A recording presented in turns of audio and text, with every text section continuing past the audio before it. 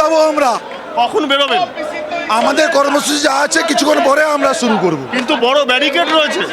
এই মমতার পুলিশ ছাড়া আর কেউ নেই এলাকাতে, কেউ নেই। মমতা পুলিশ একমাত্র রক্ষা কবচ হিসেবে মমতা রেখেছে। এইভাবে হতে পারে না।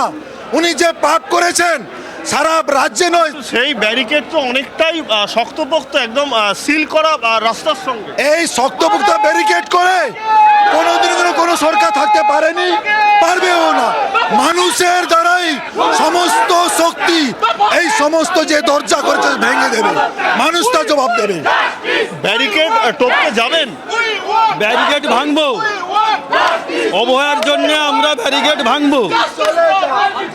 যদি তার জন্য গুলি খেতে হয় তাও খাবো, কিন্তু ব্যারিকেড ভাঙবো। কিন্তু পুলিশ তো বলছে শান্তিপূর্ণ অবস্থান করার জন্য।